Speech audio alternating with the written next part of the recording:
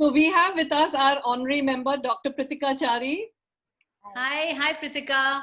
Hi. Hello, doctor. Why don't you say something, doctor? Hi to everybody. Hello, hi. I'm Dr. Pritika Chari. I've been with them right from the first day. They've been very good to me, and I call them the Fabulous Five.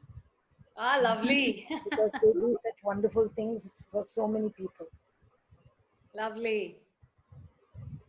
Nice So to good. have you, Sagarika. Yeah, lovely to be here, Dr. Chari, and I love your paintings at the back. Oh, thank you. Thank you Are very they done by you? No. Actually, today, just this morning, I learned how to put a virtual background to my Zoom. Oh, I see. Clever you. God, that's very impressive. Right. Beautiful. I've been trying to do that. Ah, yes, I can see. Lovely. Yeah. So managed to do that this morning, and so, So where are these paintings from? No, you just go to Google and ask for. Oh, you've just taken a backdrop. Yeah, just put it as a background. That's all. Right. I was so thrilled that I had to show off. Beautiful. It's really beautiful. Thank you, ma'am. Stunning. So are you in Chennai as well, Dr. Chari? Yes. I'm a neurologist, neurosurgeon. Okay. And I have a lot of fun with the Duchess, including the travel. Oh, great. A lot of travel. You do a lot of travel. Yes, you go around the world or something, no? Yes. A lot of trips around. You go around a lot of trips. You make a lot of trips. Yes. Rati is one of the members, one of the five. Yes, I'm going to just unmute Rati also. Who's in charge of this. So, Rati? really organized. Yeah, hi. Very Hi, well. Rati. Hi, Sagarika. Hi, Rati. So nice to be with you all. Wonderful. We were so looking forward to you in March, but of course, we get to meet anyway, yes. Right? Well, after the lockdown, we will definitely do it. Definitely, you must catch up with us. Yeah. Yes, sure, I'd love to. Yeah. I know. So, I think I've seen you all. I think you went to Antarctica. You go to all these places. No, right? that's one continent we haven't touched yet. Oh, you haven't been there. Yeah, but we've been to South America. We've done South America. Yes. And it's an all-woman trip, is it? Absolutely, yeah. Sometimes a couple of guys dare to come with us. Some couple of husbands or brother, they dare, Oh, they dare, yeah. But then they're brave enough to come. Scared off pretty quick. Yeah, we've done quite very interesting trips. We have stopped at 49, and our 50th trip was to be in April. But of course, it's been, at the moment, cancelled at the moment, but we hope to take it forward next year, hopefully, keeping fingers crossed. You all go together, or you go in separately? Oh, no, we all go together. Oh, you all travel together? Yeah. We were some 63 of us who have checked in our 50th trip, yeah. But I hope everything works out well, yeah. Fabulous. Yeah, so looking forward to your meeting with Saida. Yeah, I think Saida was also really excited, Yeah, Sagarika. Sayeda is my first name, so. Oh, sorry, I'm calling her Saida. And that's absolutely okay, Rati. So Meena will call me that because we are childhood friends. So should I call you just Saida so that or you don't Farah? get confused. So should I call you Saida or Farah? You can call me anything you like. Okay. Wonderful. Thank you, Sagarika. So nice to be here. The format is a little, takes getting used to. Absolutely, yeah. But we can just keep hearing your voice and Saida's. Yeah. So what do you do? I mean, when you get together, what sort of events and all that do? Who would you like?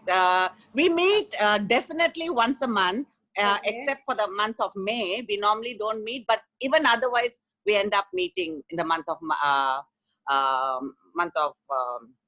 May. But otherwise, we promise them about 11 meetings in a year, but we end up doing definitely many more, 30, perhaps 24 to 30 meetings. Yeah, so every time we have a meeting, we have a speaker that comes. You have a speaker, okay. Yes, either a speaker or it could be a cultural program, but it's always about learning something new. Okay. Yeah, at every meeting of ours, yes. Oh, okay, great. Yes, Anu? That's wonderful. I mean, that's a great way to I'm trying to do sort of, it. keep a kind of Wait, interactive discussion Yeah. format going. And just especially going for to the ladies, it's a platform Yeah. where they can all come together and then meet and share their views and things Yeah, like yeah, that, yeah, yeah. yeah. So what to do. it can be on any topic. It could be on culture, it can be on history, it can be on Okay. anything, yeah, Okay. music, current events, anything, yeah. Okay. So I'm going to be a little shameless and plug my book, wonderful, do that, please. Indira, in Yes. case you've read it. Yeah. We are going to be doing that too, so please do it. Okay. So this is my book on Indira Gandhi, Yes, of course. who I found very fascinating. A fascinating person and quite a dreadful politician. But Definitely one of a kind.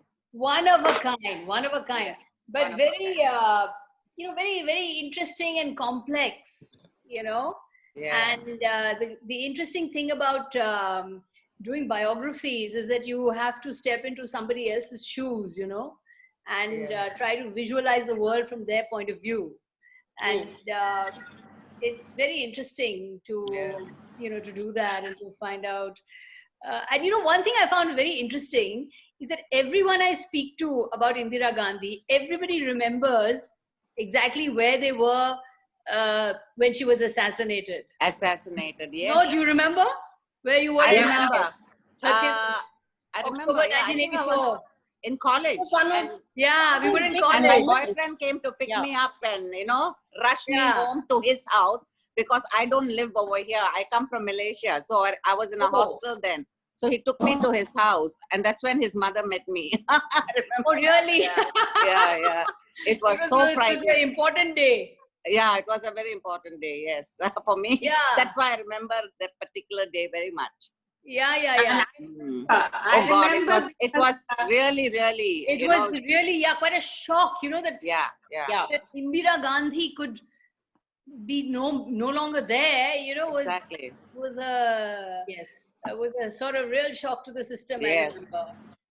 I remember. And everybody remembers it. Somehow that memory of that day is with everybody. For example, we don't really know where we were when Rajiv Gandhi was assassinated. Not really. You're right. Really. But somehow with her, everybody remembers.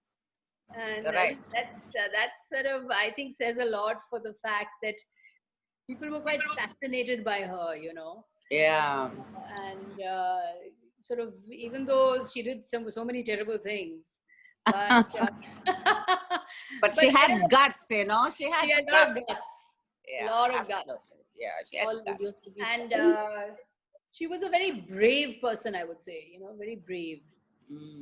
But so should we start or? Yeah, I think we are ready to start now. All right. I can see the message talking to you. Sujata for everyone. We'll just wait for another 1 minute. Sorry, Sujata. We'll wait for just another 1 minute. It's 4:30 and then we start. Okay. All right. So do you normally are you a book club or anything? Do you get authors mostly or all kinds of people? Yes. Anu, why don't you say that? Anu Sachdev? Is Anu there? Yes, she's there. Anu, you're there. You're unmuted. Yeah. Yes. We have had a few launches, Sagarika, of books. Okay. And we've done it with quite a few publishers.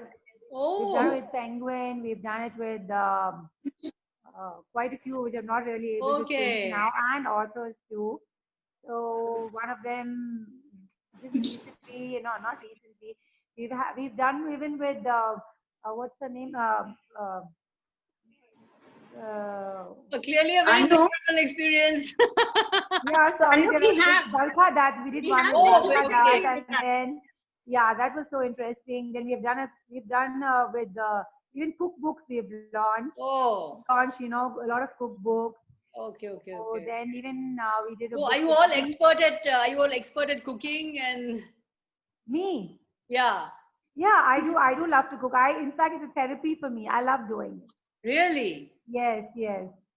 One of my chores for the morning is like I get up and then I sort of do what's to be done for the day, and then I start whatever I need to do, you know. That's how it is. So I get my thoughts, you know, sort of align my priorities for the day. So I do my little cooking, you know, so that gives me a lot of. That's what everybody says, yeah. Yeah. So and actually, you know, on TV, there are the most incredibly fabulous cookery programs now. Yeah. Yes. I think sometimes I think it's probably my EK, what is it called? That EK, the time, you know, that moment, happiness, you know, that you feel. Yeah. What is it? It's called some EK sound. People have been reading about it, you know, a lot. Yeah. I don't get the word. It's a Japanese word. Ikigai. Ikigai. Yeah. You know, somewhere I feel I find that moment, you know. Really? Yeah. So it's nice. Yeah. Nina, I think we can start now, Nina. Yeah, okay. So yes, Sagarika, looking forward. Thanks a lot so much for having me, Pritika. So thanks a lot. Yes. Sorry, did I get your name right? Anu. Anuradha, yeah. Anuradha, yeah. Sorry. Are you also one of the founder members? Or? Yes. We all are. So you've been together for 15 years? 18. Oh, wow. And a few of us for more than 20 years, probably. Lovely. So. Yes. Okay, so are you ready to go? Yeah, so we can Thank you so much for reaching out to me. It's really good to be here. Okay, Sujata, am I on? Yes, you are on. Yes, you are on the screen now. Yes. Okay. First of all, I would like to thank Sagarika for coming in. And I wish we could see you in person, but I guess it's not possible for now. But anyway, thank you for this. And I would like to thank Sujata for pursuing and somehow getting Sagarika to the club. So thank you to both of you. The first time I heard about Sagarika was from my husband, because he would watch all the news channels and he would especially watch you. Oh, really? That's a compliment. Yeah.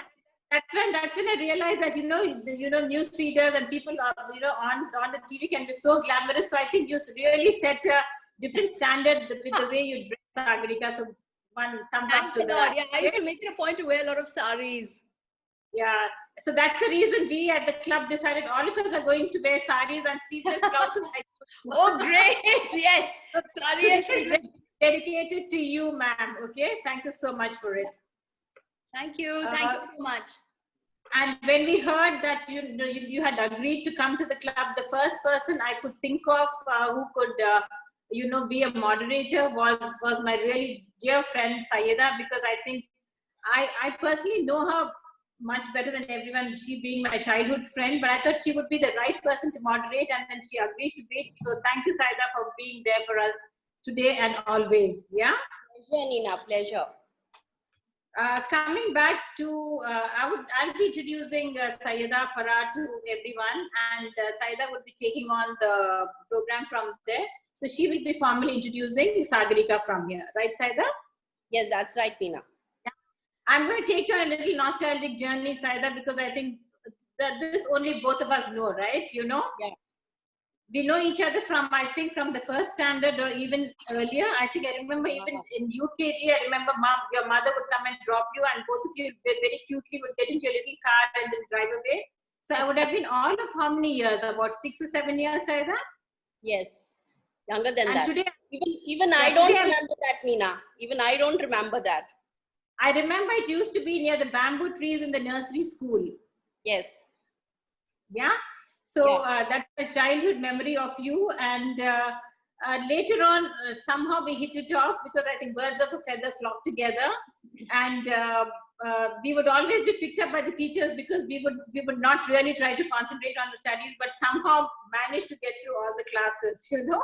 So that was one of it. But we would always support each other in whatever we did, and I always look. My parents trusted me with Sayeda the most. If I was going to be with her, then I was going to be safe, you know. So that's how I would call her my protector. But ultimately what happened is I settled in for an arranged marriage and she went in for a love marriage. We swapped roles. I learned from you and you learned from me. And after that, I remember our families know each other really well. Sayeda comes from a very well-known, very cultured family called the Bilgramis from Hyderabad. Very, very cultured. So that is when I was really exposed to the culture of the Muslims, and I would see the world through them. And I think it was the same with Sayeda, because I think we would live in each other's houses, and we've had some really beautiful memories. Soon after that, yes, she got married to Ajit. She went on after, I think at 12th standard, she went on to Bombay to do a catering. And I went on to do college in Hyderabad. But we always kept in touch. And she's one person I can always rely on. And I can very openly tell in front of all my friends here that she's one person I can always look at and say that she does not judge me. That's great. That's wonderful. In fact, that's my deepest emotion with Sayeda, because she knows the most about me, but none of that comes out anywhere. And so Sayeda, I want to tell the whole world that I love you in front of everyone today. Okay? Thank you, Nina. That's so sweet. You know that. That's so sweet. And from catering, she went on to, she was working at Taj for some time, and after that she got married to Ajit. And both of them went away to Australia for a good number of years, for 20 years. And she changed her stream and went off into management. And she became even more smarter after that, because she's completely on her own. Yeah. But the Sayeda I always know is the simple girl who we would get off from the bus. The bus number was 127. That is a code language with us. And she would walk away into the bastis, and she would take her own time getting from the bus to the basti to her house, because she would talk to every person in the basti. That's amazing.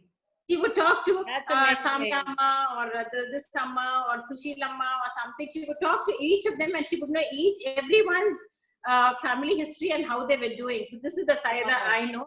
She's a very passionate girl when it comes to people, and she loves her country. And she's a very proud Indian. And I think that is what is her way forward. She's got two beautiful children, Samya and Sohail. Sohail is married to a lovely girl, and Samya is a beautiful, gorgeous model. And Ajit is the top chef and the pride of ITC. In fact, he's the topmost guy here, and then he really makes food rock here. And, I have to come now. I just have to come. And when Ajit says, what food he likes best, he says, Sayeda's cooking. That is under pressure. So she's not only that, but what surprised me later on, because in the 20 years that we had grown apart, I had got into my business and my family, and same with hers. I got to know that she has almost traveled everywhere passionately. She's an avid traveler. And she's on top of things. She knows everything around the world that is happening. But I didn't know that she was a trekker. Till much later, I got to know about it. And she's done some really amazing treks. The two most important ones are the one at Patagonia and Machu Picchu. Wow. You climbed all the way up? Yeah. Wow. And I always prided myself thinking I was the fitter one. But I think hats off to Sayeda, because she's done a trek which is so difficult. And just before the lockdown, we were discussing that we're going to be doing many treks together after this. So I think the plans are on hold, and we'll go back to it. And she's going to be my guide for it. Yeah. So coming to your future, Sayeda, when I asked her what she's looking forward to, I know she's looking forward to taking up something in Hyderabad. She wants to showcase the culture of Hyderabad through food, the music, the culture, and the whole environment and tradition and textiles. And I think, let me tell you, Sagarika, she's going to be doing it very soon. Fantastic. Absolutely so fantastic. Welcome to Sayeda, and Dave, just take it on from here. Just to tell you that thank you very much again for being a part of this and doing this for us. Thank you so much. Love you. Thank you so much. I want to say one last thing. I couldn't help it. The S that your Sayeda, simple, savvy, sari clad, but sexy and sincere. It's all yours. The floor is yours. Thank you, Nina. Excellent. Thank you so much. Thank you so much. So a very, very good evening to all the Duchess Club members, Thank you for joining us. I hope you are keeping well and staying safe. It's my absolute pleasure today to welcome Sagarika Ghose for our meeting. A well-known journalist, columnist, news anchor, author, and broadcaster. Sagarika has a BA from the renowned St. Stephen's College in Delhi and an MPhil from Oxford. She is a Rhodes Scholar. She has worked with top names like the BBC World, Outlook, Indian Express, CNN, IBM, and now the Times of India. A recipient of many awards in her career. She has authored 4 books, which we will be discussing as we go. Married to Rajdeep Sardesai, another well-known journalist and news anchor, who we are now looking forward to seeing every day in the evenings. She has 2 lovely children. Sujata, you're putting that clip on.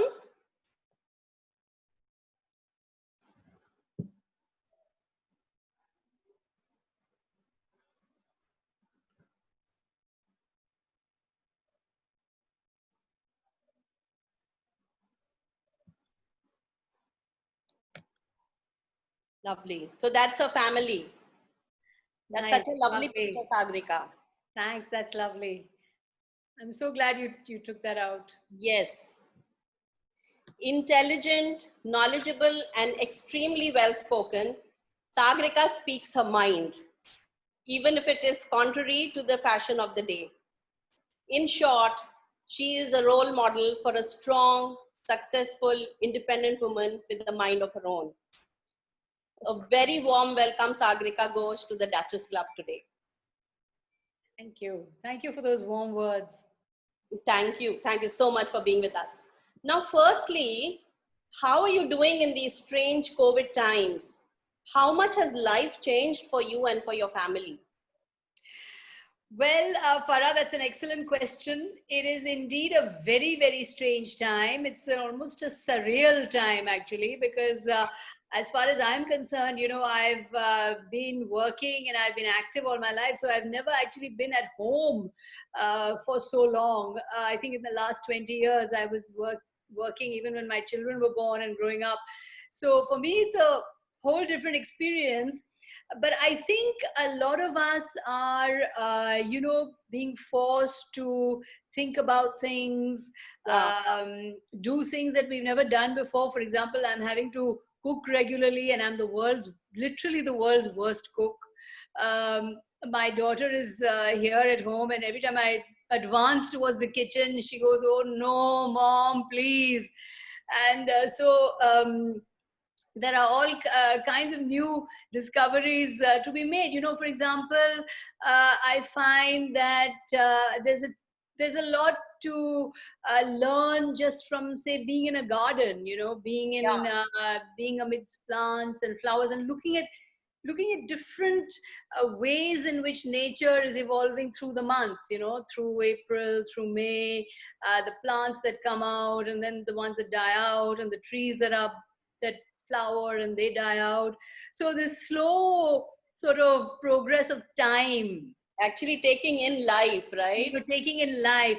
And you know, I read a wonderful poem recently that the word COVID is like a cave, an undiscovered cave, you know, because we're all in a cave and we're feeling our way around because we've never been in this undiscovered area before.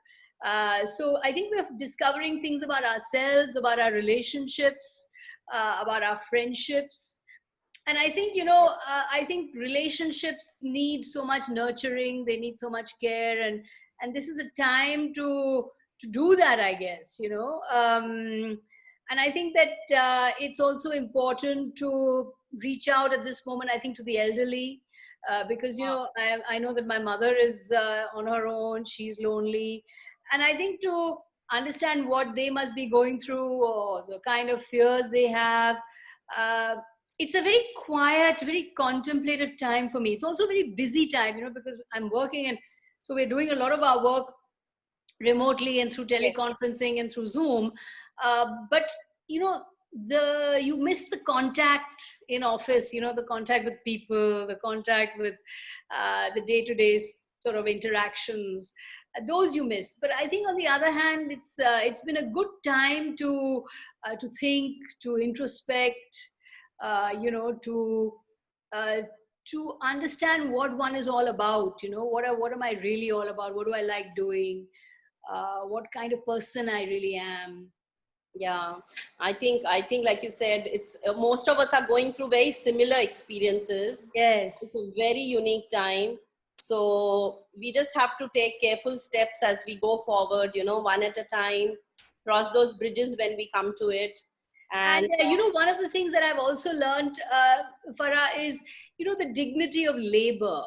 Yes. You know, the people who work for us, yes. the people who we are having to do those jobs now, you know, I mean, I sweep, I clean the bathrooms, yes. I swab, I mop, and I realized that takes so much discipline. Yes. And, you know, the reporting for work every day, neat and clean, they come, they work in our homes, they work in several homes, and they remain, you know, healthy, fit.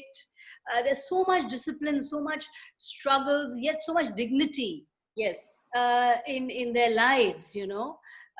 So this has again been a discovery for me, and you know, it's been terrible to see the manner in which you know, people are being forced to go home and forced to sort of walk on the highways, because each of these people is many of them are skilled people. You know, they're masons, they're carpenters, they're electricians, the bricklayers. There's so much dignity to them. Yeah, I think we are all getting to realize the value of them now through Yes. these times. And I've had a lot of friends say that once we get them back, we are going to welcome them with flowers. Because yes. You know, so that'll be nice for them too. Yeah. So let's hope for the best. Let's hope we get through this as soon as possible. And all the best to you and to everyone else out there for a safe few months ahead. Yes, I hope everybody's staying safe. Yeah. And I would say, you know, talk to as many people as you can, reach out to your friends, be on the phone. Yes. Think of all the good things of life, you know, yes. Don't get caught up in any of the bad stuff.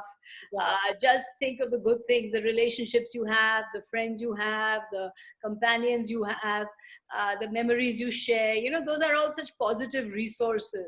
Absolutely. Absolutely. Thank you for that. So now let's rewind back to 1991. Long time back, it seems like. Yes. When you started working first, yes, with the media. Yes. And at that time, from my memory, we had one TV channel called Doordarshan. Yes. Once a week, we had one Hindi movie and one regional movie. Yes. Once a week, we had Chitrahar or Chaya Geet, as it was called. And we really waited all week to see those. Yes, yes. The rest of the week was news and a lot about farmers. Yes, Krishi Darshan. So that was in 1991, yes. Right? And after that, things suddenly changed and grew. So we had so many, I think 2 or 3 years when the cable came, there were about 14 different channels, and then they continued growing. And to what it is today with Netflix and free channels and digital, social media. So can you take us firstly through your journey in brief in that period, concurrent with the growth of the media here? Because that's when everything changed so dramatically. That's a very good question again, Farah, because I consider myself fortunate because I witnessed a kind of 360-degree turn in the media. You know, I was there when we only had the newspaper, when pages were made on bromide. You know, we had cut and paste. We used to set pages. You know, they used to be set and then printed, and the hard copy would come out. It used to be it used to be set by hand, and from that you had you know, within about 10 years, you had what I call the media 360 universe. You know, media news as real time.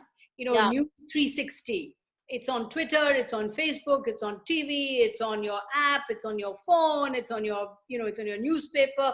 You're living in this 360 media universe where the news is coming to you as it happens. You know, as a railway accident happens, you get the news. As you know, a disaster happens, you get the news. So there's no time anymore. You know, there's no time to think. And so from the slow journalism of the newspaper, we've come to this fast 360 era, news 360 era, where I believe the news has become slightly commodified. And in a way, it's, bye-bye journalism, hello media. Because we don't have the time to think anymore. We don't have the time to be slow anymore. We're all slaves to fast. Everything has to be fast. We have to get something fast. Get it out there. Get it out there. First with the news. Fast with the news. Everybody's on speed. On roller skates. We're all speeding to get the news to you as fast as we can. But in that speed, are we also losing the time to think? Are we losing the time to deliberate? So in this era of fast, I remain a fan of the slow, because I do think that you need that context, you need that understanding. And the technology has made us good for so many things, right? It holds good for cricket, for work, for everything. But there are positives, many positives, because when I joined journalism in 1991, it was a completely different ball game for women. And I have to say that even though I'm a feminist, I've really been blessed by the bosses I had.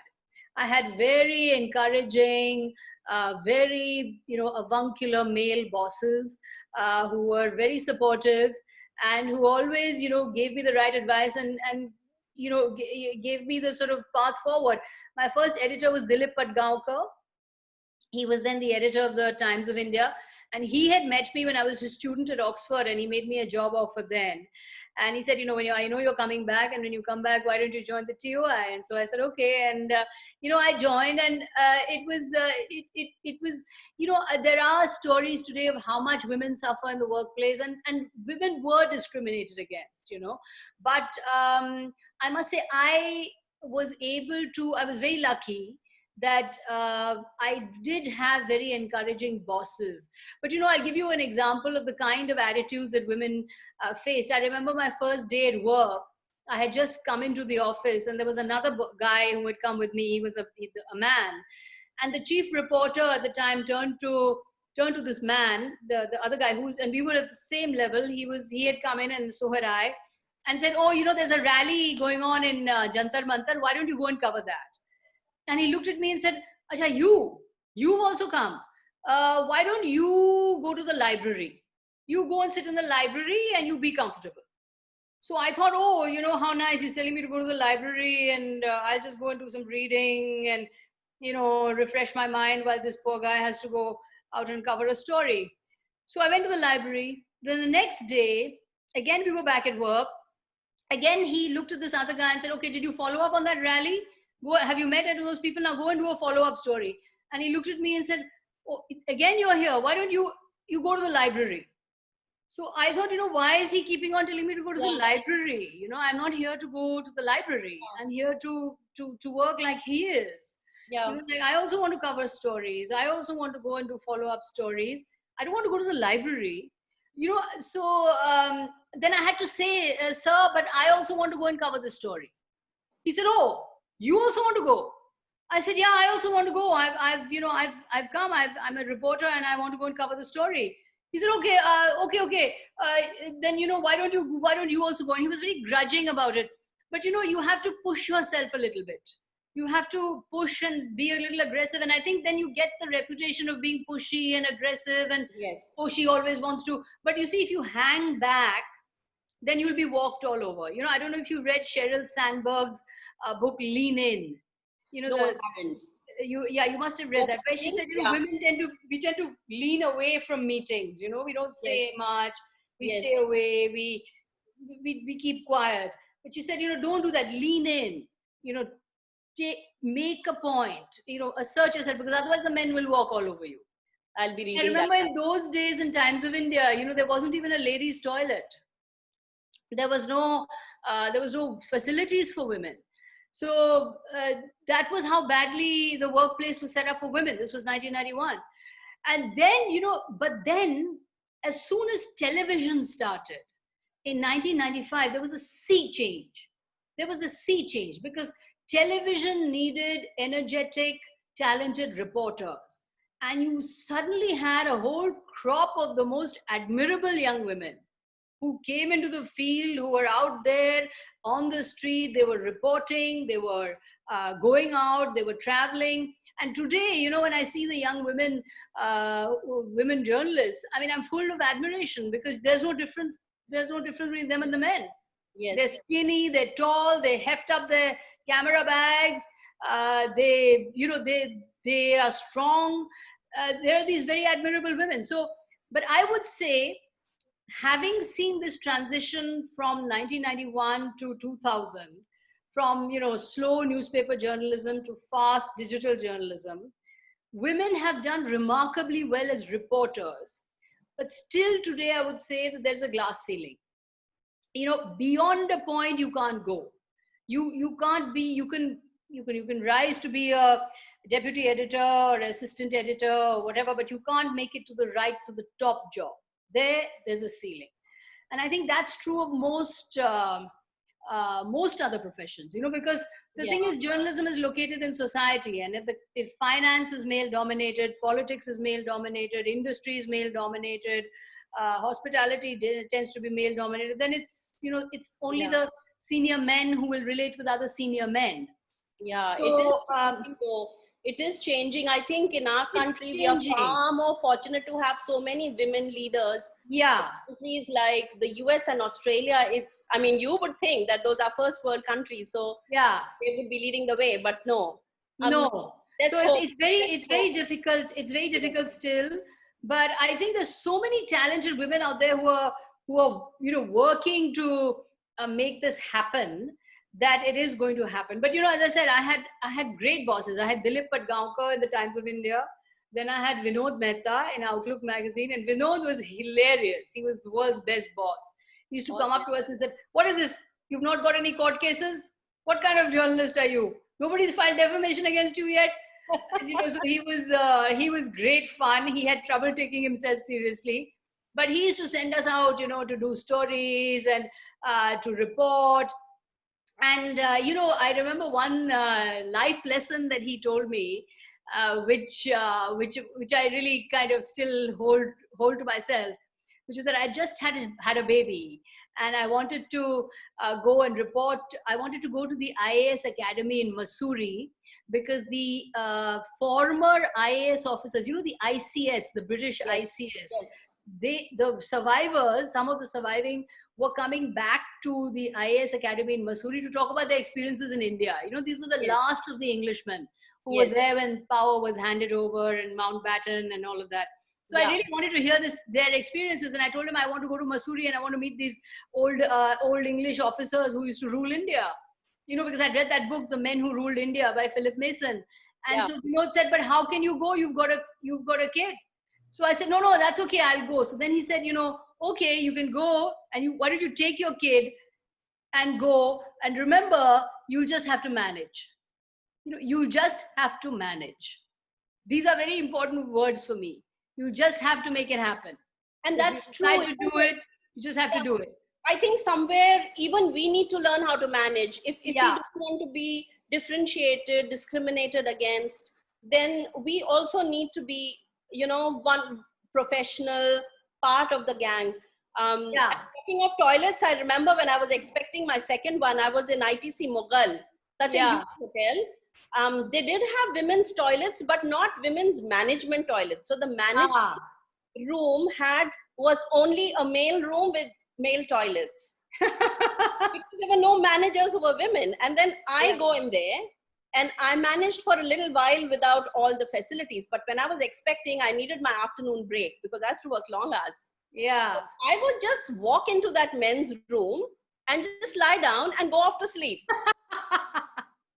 And if I needed to use the toilet, I'd tell them, okay, I'm going in, don't come in. Yeah, I used to use the men's toilet. So uncomfortable because they were just not used to this. Yeah. You know, we used to use the men's toilet.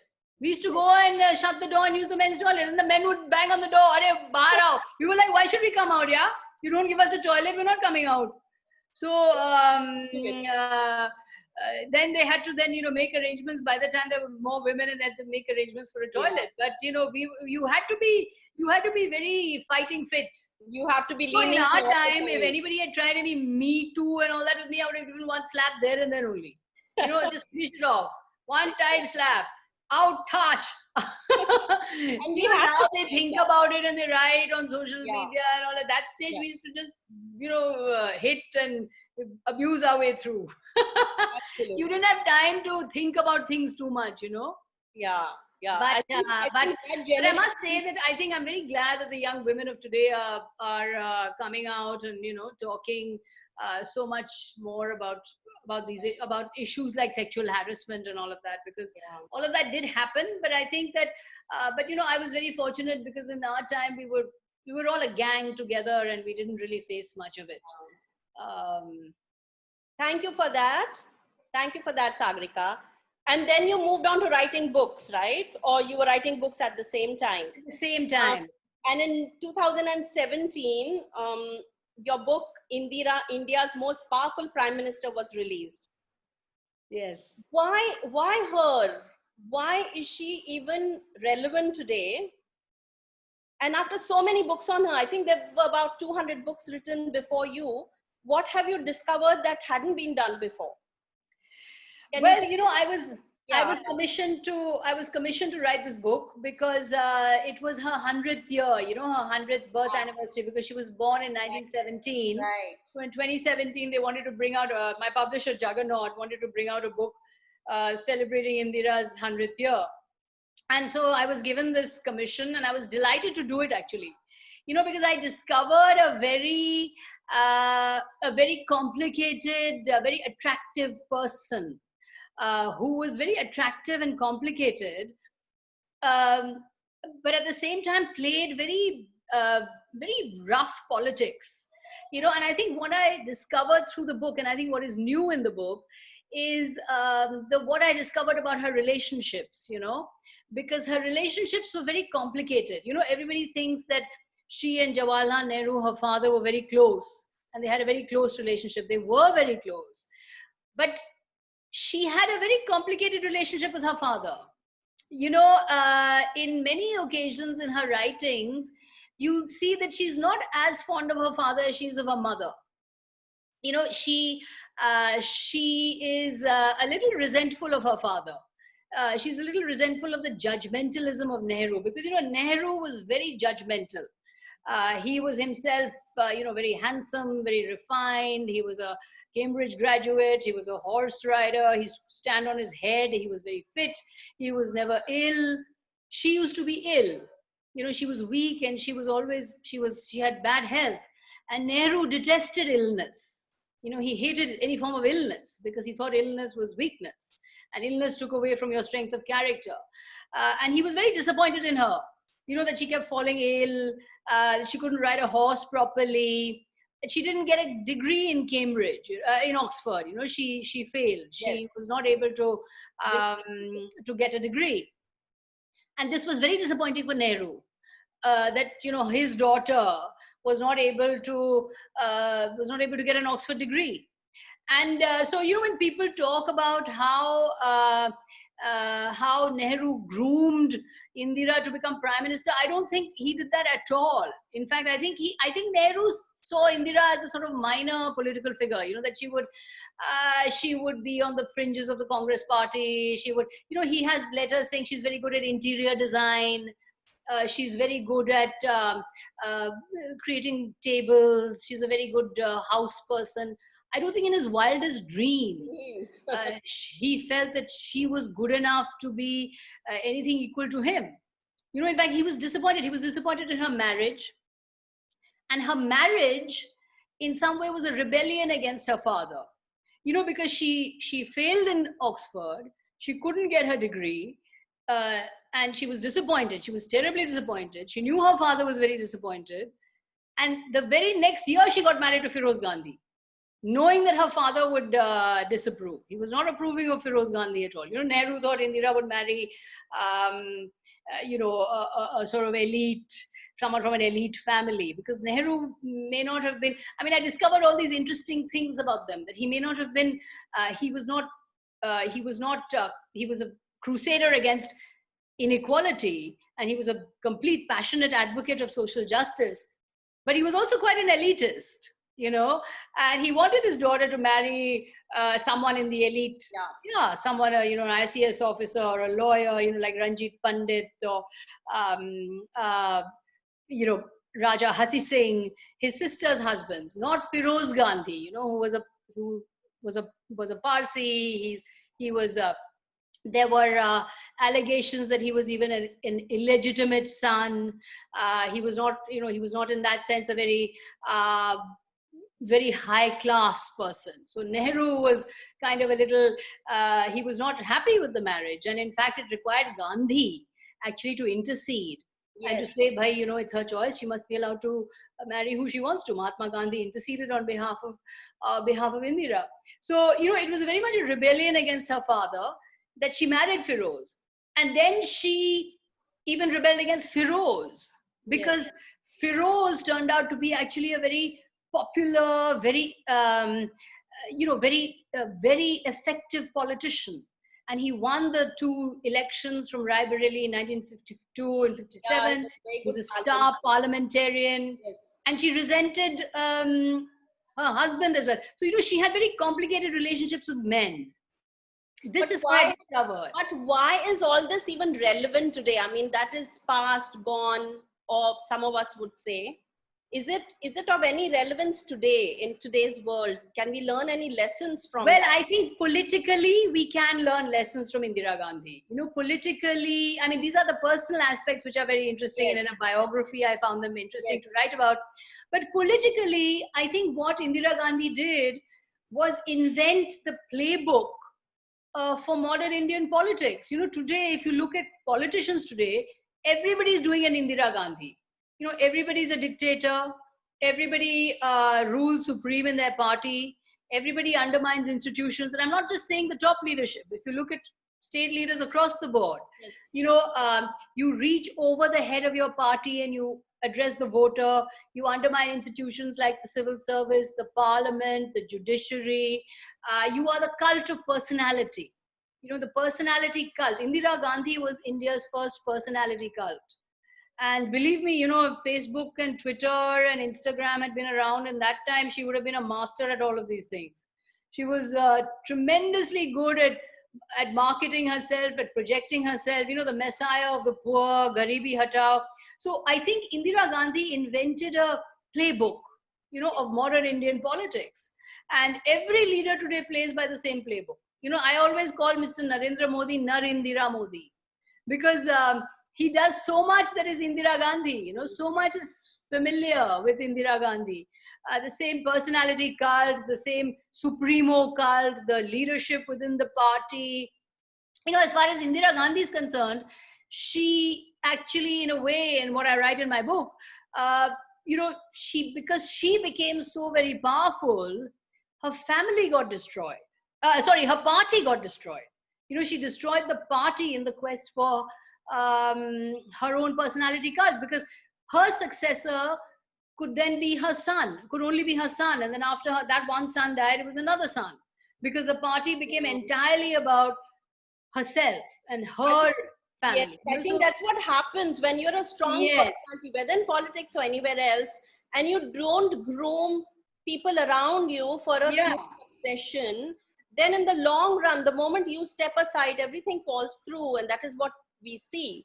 Absolutely. And you know, the destruction of the, you know, the Congress party today, what you have is not the Congress of Nehru and of Gandhi. This is a Congress made entirely dependent on Indira Gandhi, and she made it that way. And also Shastri. I mean, he also had very strong democratic traditions. Yeah, he did. But, you know, for example, she resented the fact that Nehru's successor was Shastri. And not her. Nehru never chose her. He chose Shastri. It was a different matter that Shastri died, you know, but that was by accident. But if Shastri hadn't died, then we would have had a very different, Congress today. But I think that she, you know, while she remains a very attractive person, and that's why I was wrestling with this person-politician thing. You know, she's an attractive person, a very complicated person, someone you love to analyze. But politically, she did a lot of damage to India. Yeah. A lot of damage. Because what she did during the emergency actually destroyed so much of our institutions. So from that, I'm just going to go on to your next book, which is about liberals, right? Why I'm a Liberal, which was your latest book. And you've spoken about why you are liberal and why, and that's up on screen. When you're talking about the emergency, there are a lot of people today who feel that India will not work as a liberal country. We need a danda, we need a strong man. And going back to the emergency, the example is that that's the time when trains worked on time, everyone came to office on time, and everything worked smoothly for that period of time. So are we as a society more inclined to respond to that kind of leadership? Because, you know, we have parents whose diktat is what everyone follows. Your parents tell you, you go and to become a doctor, you go become a doctor. And you've got the old joint family systems where you had an authoritarian figure who told the family what to do, and we listen to him. We worship our gurus. We are just, as a society, responding to authority. So is liberalism even important to us?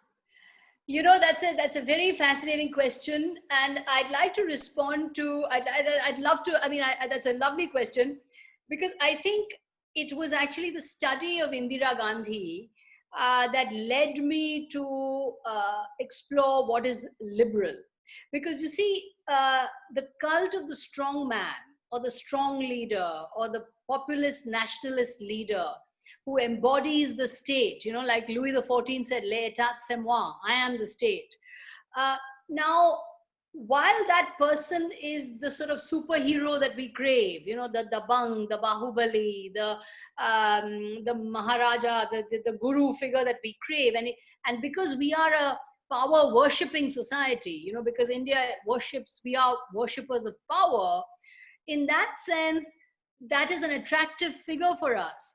But look at what the emergency did. You had forcible sterilization. You had emasculation of the media.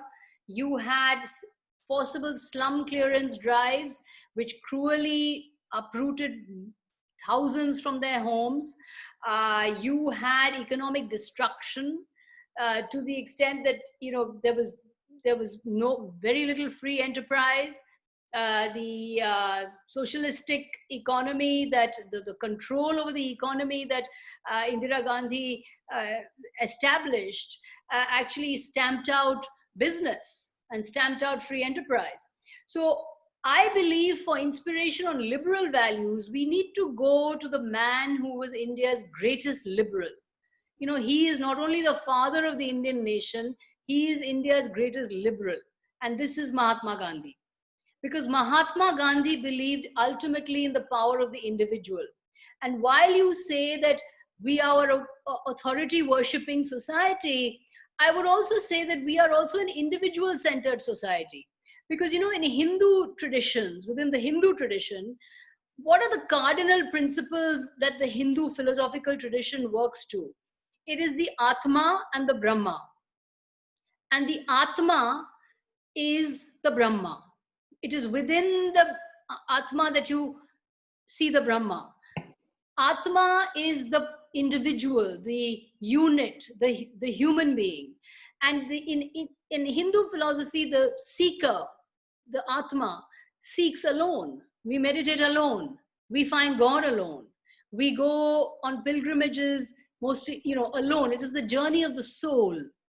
So this primacy of the soul, and this is how Gandhi drew liberal values from the Indian tradition, is that it's the individual and the free individual that propels society forward. You see, if you have fear, you can't have achievement. You can't be fearful. What does the strong man do? The strong man, authoritarian leader like Indira Gandhi, creates fear. Now, in a climate of fear, can you have free enterprise? Can you have free business? Can you have innovation? Can you have thought? Can you have exploration? Can you have the capacity to create startups? You can't, because you're scared. Yeah. So you have to have freedom from fear. And Freedom from fear is what allows the Atma to flourish. And what Gandhi believed in is the individual and community spirit, and the community spirit that the individual creates. You know, the doctrine of civil society, of people. Put people first, not state power, not government power.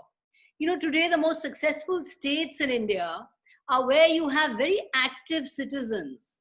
For example, in Kerala, for example, in Hyderabad, for example, in in Bangalore. There are very active citizens groups who keep governments on their toes. But where you have strong, dictatorial governments, the Mai Baap Sarkar, there you have a monopoly of government control and citizens are powerless. Look at Uttar Pradesh. Look at the north. In Bihar or Uttar Pradesh, there is this Mai Baap culture, Sarkar, Ji Hazur to Sarkar all the time. And Sarkar has no incentive to deliver, has no incentive to perform because the people are like slaves. So you see this notion that the people... During COVID times, I think we are really looking up to Kerala, right? Yes. It has done... And in Kerala, what I discovered in Kerala was that there's political competition. You have 5 years of left, 5 years of Congress, 5 years of left, 5 years of Congress with alternates. Like you have in Tamil Nadu. AIA, DMK, one time DMK, one time AIA. AIA, DMK, it's kind of alternates. You see, when you have political competition, that's good. Because the governments then are incentivized to perform. But when you have political monopolies, like Indira Gandhi had, in power for 10 years, yes, or in power for decades, then there's no incentive. The people are slaves. They'll anyway vote for you. Why should you deliver? And in Kerala, for example, and I've spent a lot of time in Kerala while I was researching this book. At every level, you have citizens groups. Fisher folk, village panchayats, church bodies, temple bodies, panchayat sabhas, women's groups, which is why I think what you're doing is very valuable, because it's very important to have groups. You see, if you're lonely, if you're alone, you're helpless and you're fearful and you're lonely. But in a group, you have power. In a group, if you band together, you can have a voice, and you can use your voice, use your collective voice. Yeah. I think that's important. And that is what liberalism is about. A lot of people have told me, is this BJP or Congress? It's not. Mine is not about BJP or Congress. It's just a doctrine. For example, I think Vajpayee was a very liberal prime minister, and one of our good prime ministers. One of the best prime ministers. Yes. Whereas Indira Gandhi was Congress, but she was not at all liberal. Yes. So for example, banning books.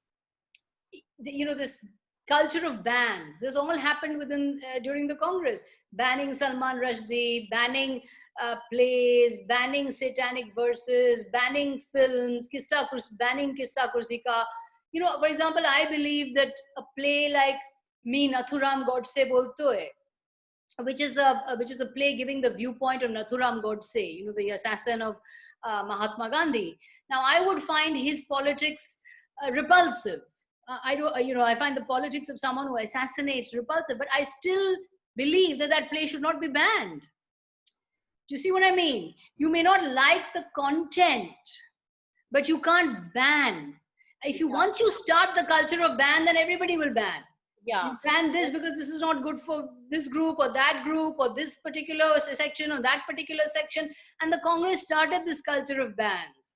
So I'm going to, from there, go on to the secular politics. But before I ask you that question, I was thinking of Mahatma Gandhi in a different context during the COVID times, when he had constantly said that the villages have to be strong.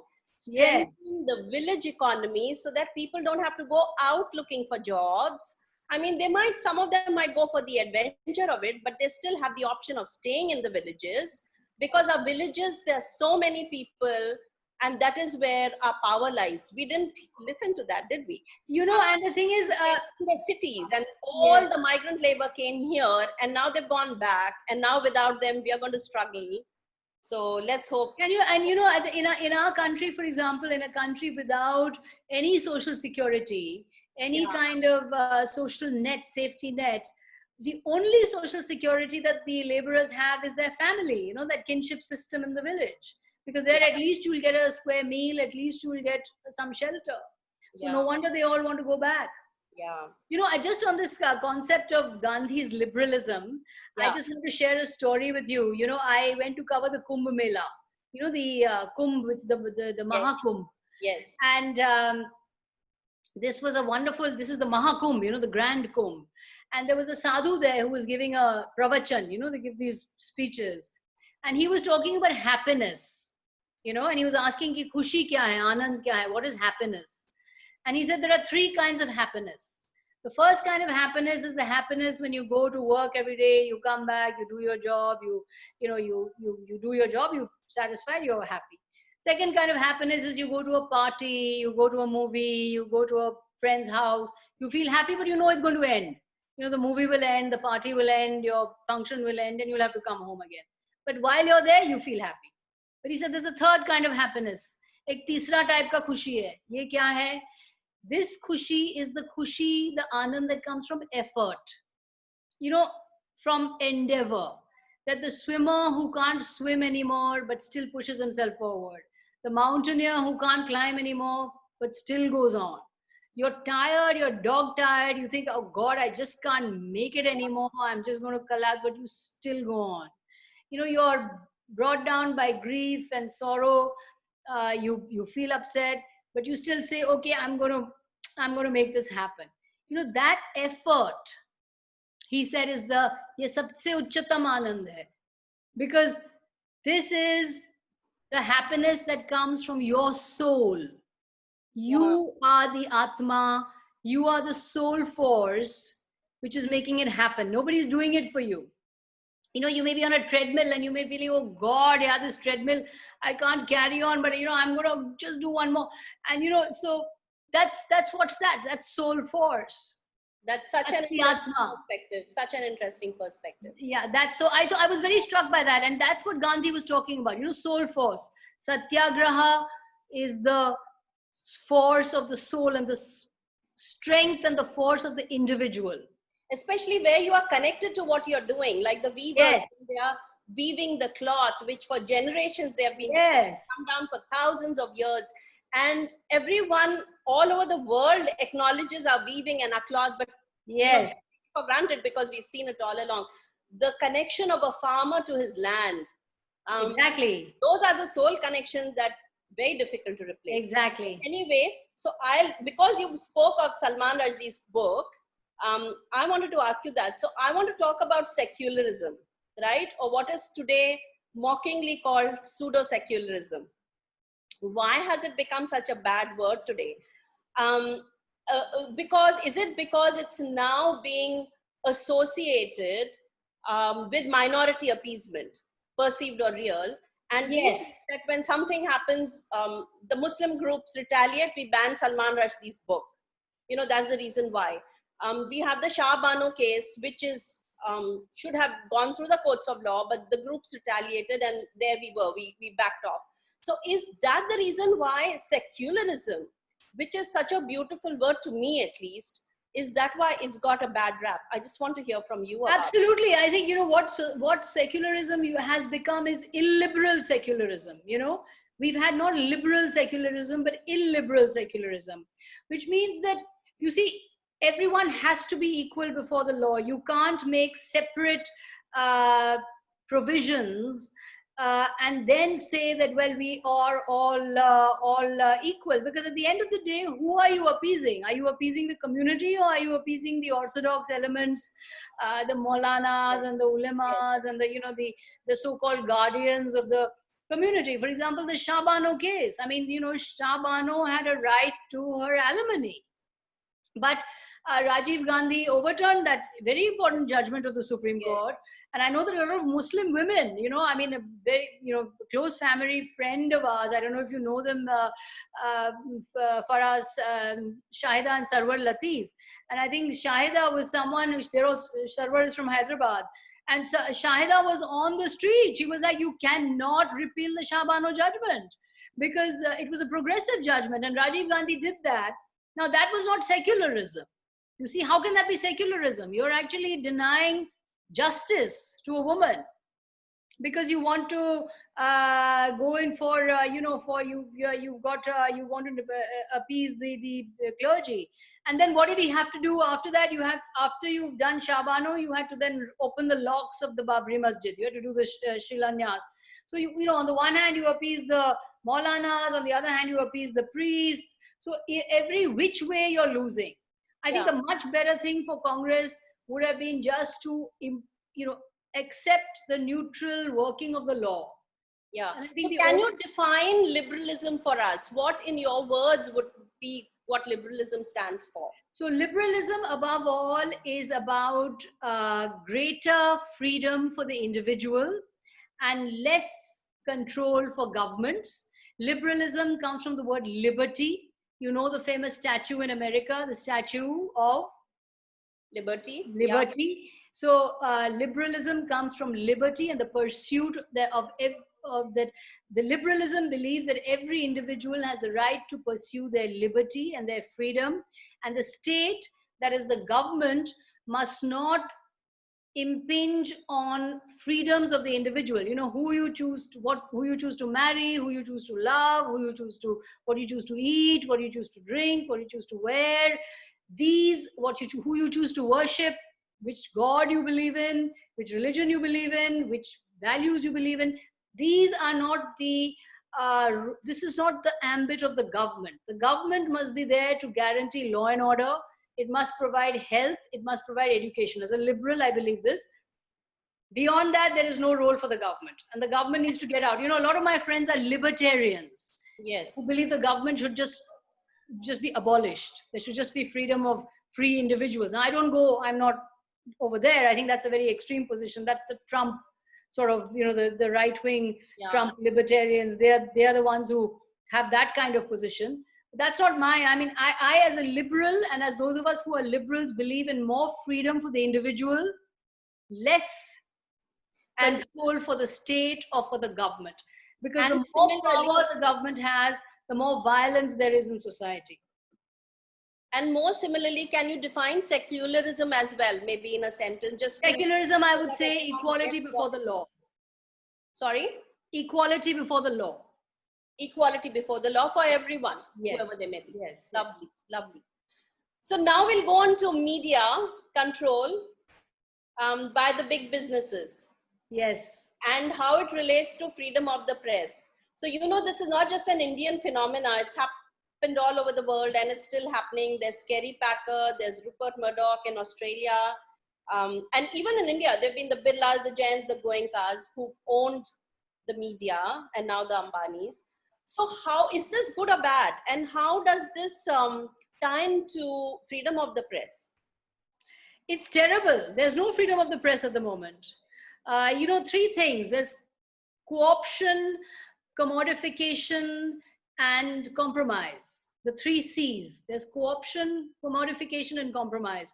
At the moment, the government is so powerful, and governments in India are so powerful, and media houses that are controlled by big business are so keen to be on the right side of the government that how can they then tolerate free journalists? You know, how can you tolerate someone who is asking questions? And you know, I'm the kind of journalist who believes in asking questions. I believe in questioning every government, whichever government is there. I believe that's my role.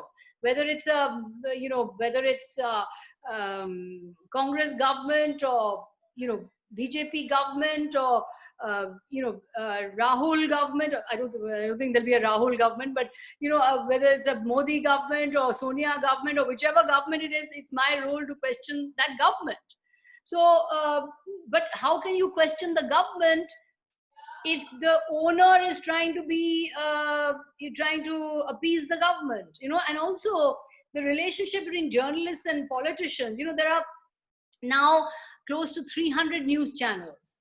There are so many different newspapers. Everybody's running after politicians to get them on your show. Sir, mere interview mein aao, mera function mein aao, isme aao, usme aao.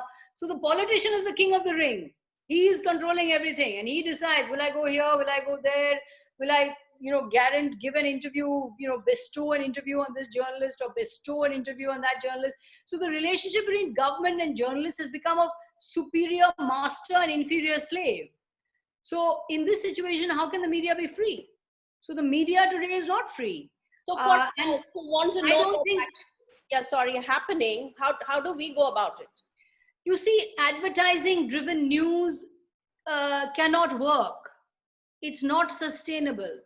You have to have a subscription model. People have to pay. The BBC is free because it's reliant on a license fee that people give. Yeah. The journalists are not getting their salaries from advertising. If journalists get their salaries from advertising, then the journalist is not free. He has to do what the advertiser tells him to do. Yes. So this model of the media today is unworkable in my view. As you know, I myself resigned from a certain organization because of the interference of the corporate. And I felt that, you can't do free journalism if there is so much of reliance on corporatization. So I think now the way forward is, I think the digital media is there. I think there's a lot of interest there. Yeah. Media in the future, if any corporate wants to get into it, has to be CSR, corporate social responsibility, has to be a philanthropic exercise, like Jeff Bezos and, the Washington Post. It will have to be like that. Because otherwise, as a money-making venture, if somebody is going into it as a money-making venture, as a profit-making venture, then the quality of the journalism is bound to suffer. We had a very interesting comment by a senior journalist here at one of our meetings few days back. He said, all of you say that there are 4 pillars of democracy, right? There's the bureaucracy, the executive, the judiciary, and the free press. Yeah. You pay the 3 pillars. The bureaucracy is paid. Mm-hmm. The judiciary is paid. Yeah. And the executive. But you don't pay the journalist. Yeah. You have to earn a livelihood, but still you expect us to be free. So think about it. When you start paying for your news, that's when you'll start getting a free press and reliability. You can't pay for news. Very interesting. You can't pay for news. If you pay for news, people should pay for news. People should have a subscription base. Then you will demand excellence. Yes. Then you will demand excellence. You see, then you will demand that you get the product that you want, and people will compete to give excellent products to the people, excellent news to the people. So you have to go in for journalistic quality, journalistic excellence. And I believe that if you, if viewers and if news consumers pay for news, they will demand that quality. They will demand that journalistic excellence. You'll have to give them journalism. Otherwise, why should they pay for you? They won't pay for you if you're just giving them propaganda of one side or the other. Very interesting concept as we go forward. Right? The advertising-driven model, I believe, is broken. Yeah. Yeah. Good. Yeah. Sorry. Sorry, in mind as we go ahead. We never thought we'd pay for TV. I mean, Doordarshan was free and now we are paying for Netflix. So why not pay for our news as well? Yeah, I know, but look, you don't pay for your channel, right? Yeah. You don't pay for the news channel. So the news channel is, you're getting it for peanuts. Yes. So, as my husband says, when you give peanuts, you will get monkeys. Absolutely. And we need to remember that as we go forward. So just tying into that as well, Sagarika, fake news is a big issue today. With the growth and the volume and power of social media. So how do we identify which news is fake, which news is not? A common person like us, how can we guard against this and not become a part of the problem by forwarding incorrect information? What are your thoughts on this? You see, for fake news, the only way you can stop it is by relying on multiple sources. The days of that I will only read one newspaper and I'll get all my news from one newspaper, or I'm just going to open one television channel and I'm going to get all my news from that one television channel. That's not going to work. You have to now look at multiple sources. It's all available now on your smartphone. So don't go into just one newspaper or one television channel or one source. You have to look at multiple sources. You have to look at multiple news outlets. and then decide, what the news is, because there's a lot of fake news out there. There's a lot of fake videos out there. There's a lot of, fake WhatsApps out there. But it's up to you to cross-check and verify the news by consulting many different sources. Because if you just say, I'm going to look at this one particular news source and I'm going to, get everything from that news source, it's not going to be able to work. You know what I mean? Yeah. You have to be able to, sorry, just excuse me a minute. Yeah, sure. Tarini, see the one near the lamp. That lamp. Just a second. Please go ahead. A second. Completely understand. 1 second.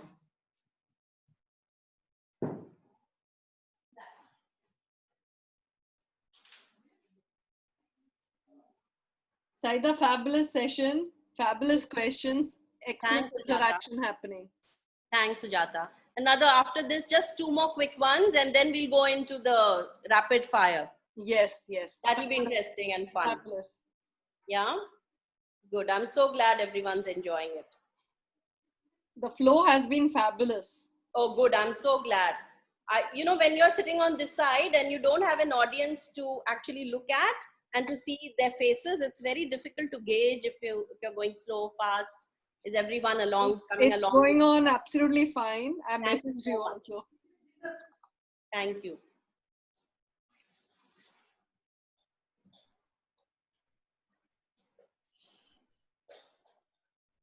We are nearly coming to the end of it, and then let's have some fun with her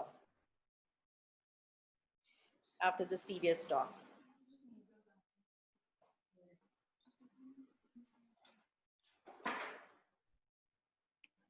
I'm getting some messages which Nina, you can say something, Nina. Yeah, Saida, fantastic. Sorry, I'm here. I'm just going to move the laptop because I'm running out of power. Do you mind? Sorry. I just have to move my location. Is that okay? Yes, fine.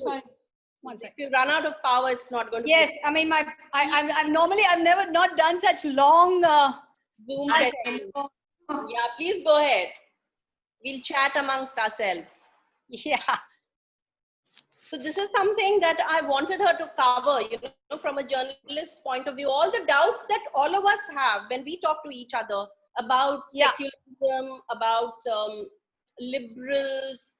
So I wanted to hear from her what her thoughts were, because she is very clearly a liberal. And Saida, she has been amazingly honest, and I think, superb. I think that's what we have liked. Your questions were direct, and then she's been able to answer them very honestly. I love it. Thank you so much for it. Superb. So good, Nina, because sometimes we're too scared to ask the question because we'll be perceived in a certain way. We should always ask and clear out things if we feel a certain way. I mean, I can ask you anything, you can ask me anything, and I think that's how a lot of it should be too. Right. So I'm glad. Let her get her power right, and then we've got a couple of questions. And I'm done. Good. I just make this a little. Okay, we'll wait for that. Saida, find out her favorite color. Her favorite color? Yeah, sure. There's a reason for it. Okay. I will do that. Because my Zoom calls are normally very short. I didn't realize that we would be going on for a while. Sagarika, you're with the ladies group, right? We like to talk and we like to hear. No, but excellent questions. I'm so glad that we spoke about, what liberal, and, because I really do think that we need to increasingly debate the role of the government in our lives. And the kind of relationship between state and citizen, which is what Gandhi spoke about so often. He was very keen that this debate be at the center of Indian democracy. Yeah, and a lot of that is now being questioned, as you said. So it's so nice to have that. Okay. Yes. So the next one will be, so what according to you are now the 3 top issues for India as we go forward in the next 20 years or so? What is it that we should be, as a government and as a culture and as a society, we should be working on? You know, I think first and foremost, we need social harmony. I think we are a country that is based on social harmony, and I think social harmony creates economic harmony. You know, if you have social well-being, you will have economic well-being. If you have peace in society, you'll have a high achieving economy. You know, harmony is good for business. Social harmony is good for enterprise. So I think above all, we need to work towards social harmony. I think we need to work, that's number one. I think we also need to work towards not big government or small government, but smart government. You know, today we have a challenge like COVID, like coronavirus, which actually you need some very, very smart people to deal with this. Because on the one hand, this is a contagious virus. On the other hand, controlling it is leading you to shut down your economy. Yes. Is leading you to sort of, you know, is creating a worldwide recession. We have destroyed the economy to fight a disease. So now, what are the choices that are there for us? You know, how do we tackle these choices? And I think the way to create smart government, and some of us have been working on this, is the way to create smart government is to involve the citizen. You know, involve people, involve citizens groups, involve a citizen-oriented approach. You know, the old style sort of Mai Baap Sarkar, Maharaj Dhiraj, you know, going on his horse and, you know, sort of, and the Praja and the Raja. I think that's gone, because now, you know, we are faced with very serious problems. We have climate change. You know, we have, Yes. there are going to be climate refugees. We have the planet dying. We have, you know, shortage of vital resources. Now, all of this requires really big brain. It requires big brain power. And I think that, you know, so you need to create a smart government which takes citizens on board. So social harmony, smart government, and above all, I think, you know, all of us must, on one level, we have to learn to have the rule of law. Because without the rule of law, there is nothing. If there's no rule of law, there's no existence, there's no economy, there's no society, there's no institute, there's nothing. Without the rule of law, we're in a jungle. So, you know, we have to have the rule of law, and this means respect for institutions, you know, respect for judiciary, respect for civil service, respect for parliament. So this is the trap of the strongman leader. You know, the strongman leader, there are everywhere, you know, because what I've written in my book is that, you know, in the 1930s, the enemy of democracy was seen to be communism. In the 1940s, the enemy of democracy was fascism. Today, the enemy of democracy is democracy. Because it is through the democratic system that leaders are emerging who are muzzling democracy. You know, these are the elected autocrats, the elected dictators. They're all over the world.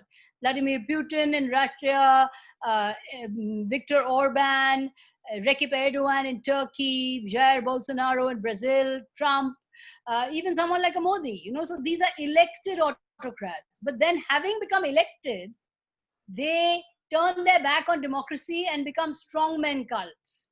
And so the institutions that uphold democracy, you know, rule of law, parliament, judiciary, all of these things get undermined.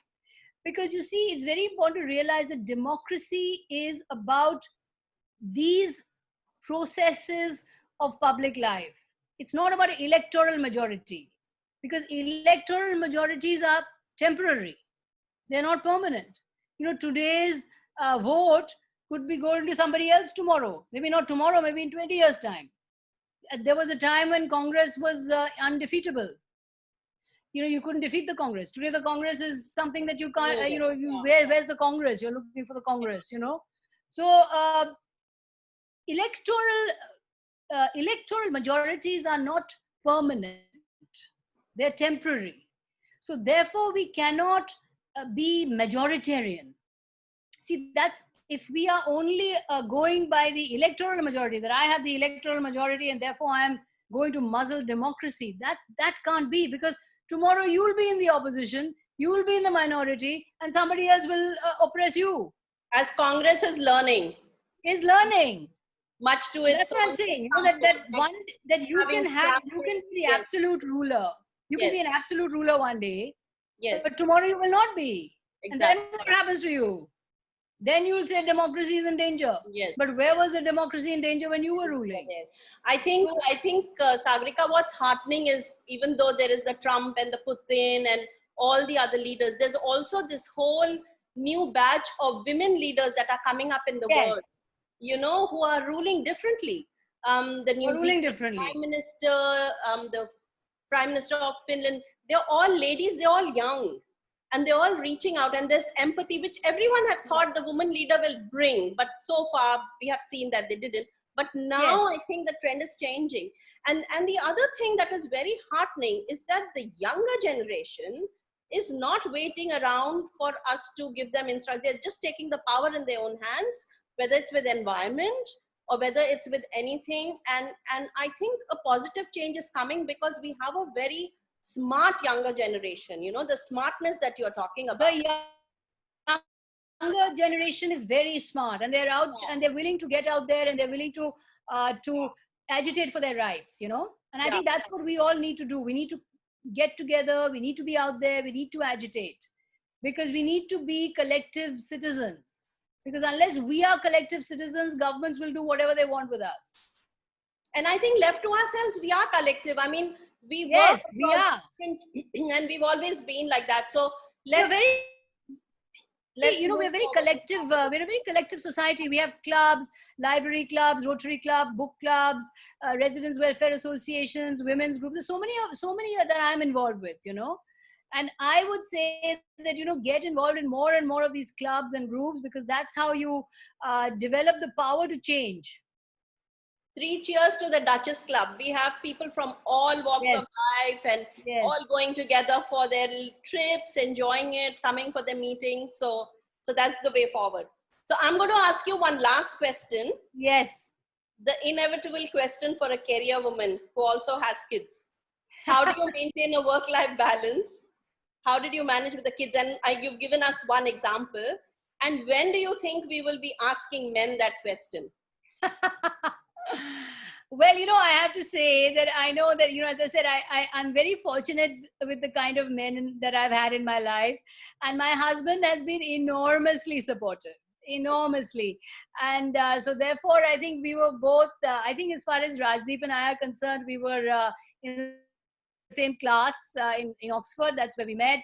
And so we were more like classmates than husband and wife, actually. So we share a lot of duties. We share a lot of, you know, a lot of home stuff. And then I was very lucky, because both my mother and my mother-in-law had my husband and me when they were 19. So they're just 19 years older than us. So actually they were very young when my kids were born. So I used to go with my kids to my mom's house and say, hello, I'm here. Here are the kids. Bye-bye. So, you know, there was active grandmothering both by my mother and my mother-in-law. So they were very, very supportive. I have dream in-laws. They're extremely supportive. I mean, I just got very lucky in life. You know, I really thank my lucky stars. But my mother-in-law was always there to help. And, you know, and both my mother and mother-in-law would say, what do you mean you're not going to work? You better go to work. And I remember that I just had my daughter, you know, and I was lying in bed, and I had my son 2 years ago, and my dad came into the hospital room and said, okay, fine, now you're done. Now you can go back to work. I was like, Dad, I just given birth like 6 hours ago. Yeah, please. So, you know, but my parents were very ambitious for me. I was brought up very much like a boy, actually. You know, I was an only child. So I grew up with a lot of cousins, and so I was a tomboy. I had a great experience in my one of the great role models in my life was actually my grandmom, my dad's mother, who was a very she was a tremendous lady. She had been a freedom fighter. She was a Gandhian. She was a very formidable woman, and she was full of spunk and fire, and she would tell me all kinds of stories about how she used to run away from home and participate in the freedom struggle, and how she had the experiences she had with Gandhi. She was very inspired by Gandhi. She remained a Gandhian all her life. She used to teach the local children until almost she was almost 80, very active, and I was tremendously inspired by her because my grandmother she had short gray hair, and she used to hike up her sari, and she used to march off to various events, and she had very no nonsense person, and full of beans and full of fire. So not very good for my mother, but very good for me, because it was very inspiring, and she was a very no nonsense person, and she was to live with us when I was growing up, and I was tremendously inspired by her. I think she was one of the people who I really look up to, because she had 4 kids. She had this big life in activism, and she remained a Gandhian all her life. She used to teach, and she used to be active in local charities, schooling, local education. She was very good in good at English, so she used to teach English. And she told me something very interesting once, that one of the many things she told me. Does anybody here follow Bengali? Yeah, no. We do. I follow it, so you can say it in Bengali. Oh, well, she told me, she told me, you can translate for everyone else. Well, she told me, je onnay kore she kharap, je onnay shojjo kore she aro kharap. Meaning, the person who does the wrong thing is bad, but the person who tolerates the wrong thing is even worse. Yes. So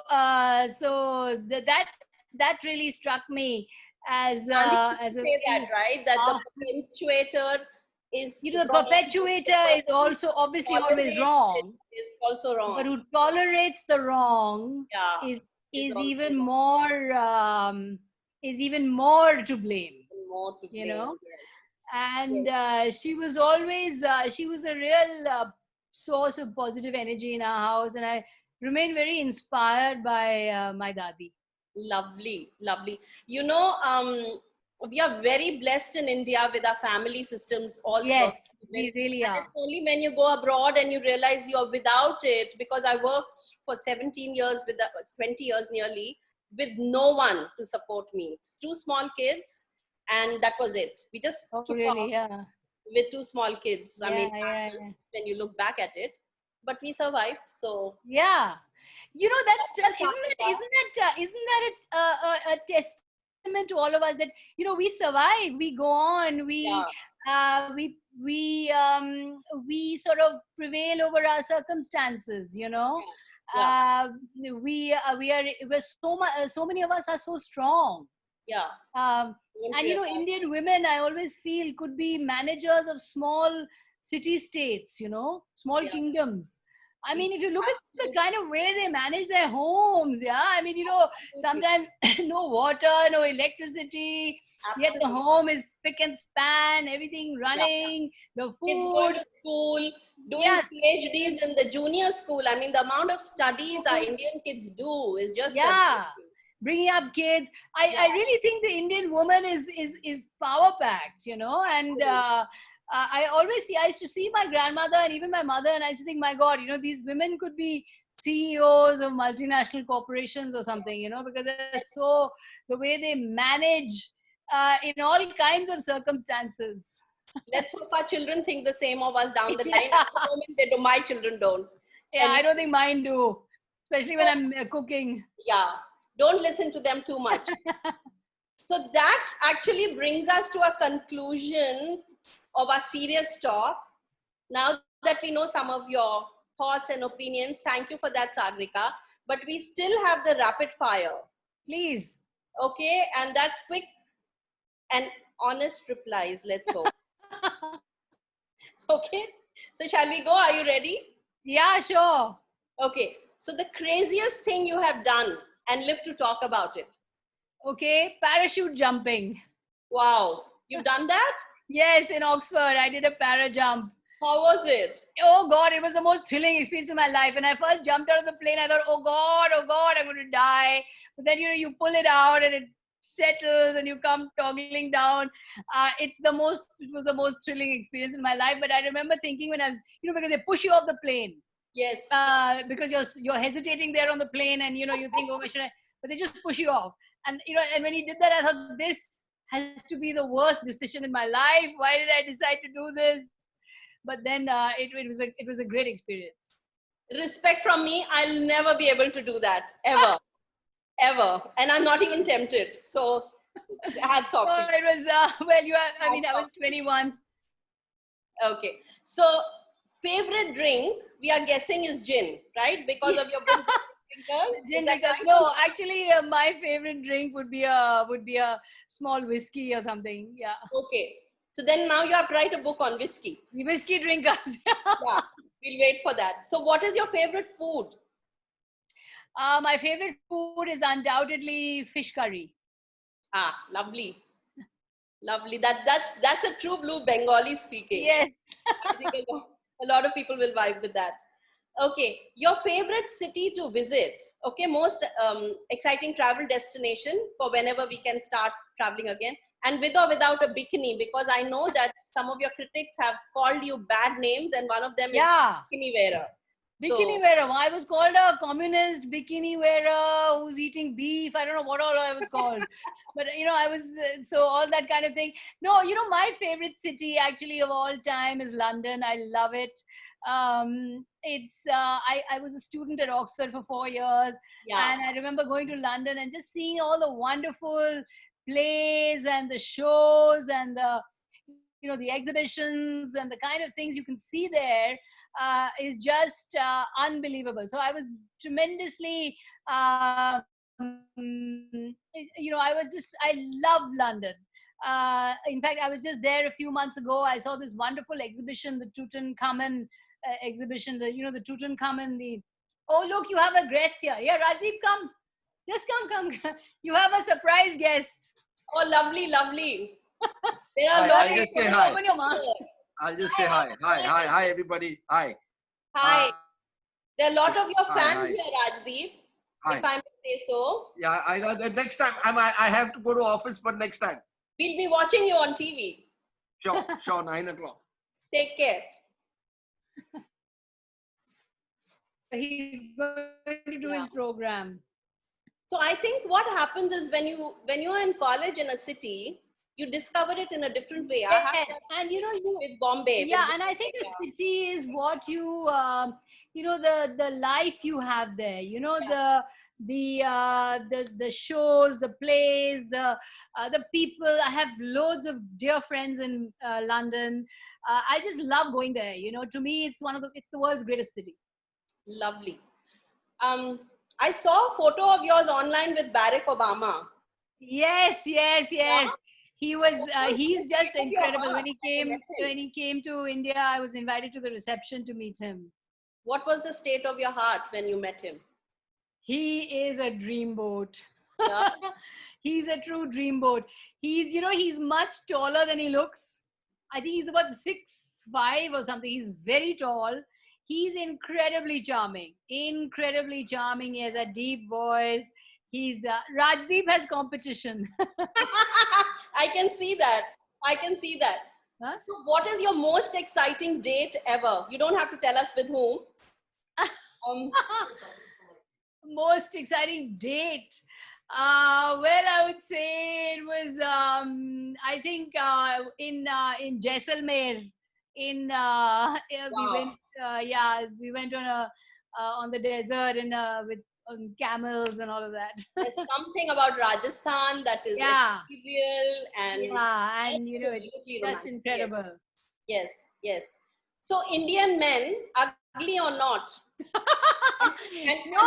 that was supposed to be a joke. It went wrong. It went horribly wrong. but I was played on Twitter for it. No, I don't think Indian men are ugly at all. My husband and son are Indian men and they're very nice looking. I thought, let me ask you, was that before Rajdeep or after Rajdeep? So which is your favorite color, Sagarika? I've been asked to ask you that. My favorite color undoubtedly is all forms of green. Luminous green, turquoise, sea green. When you come over to my house, you'll see I've got lots and lots of green everywhere. Okay, Duchess 5, I hope you are listening and taking a note because I was asked to ask you. Okay, your strongest support in your life now, before, who has been your support over the years? You know, there's one go-to person always who's there for us.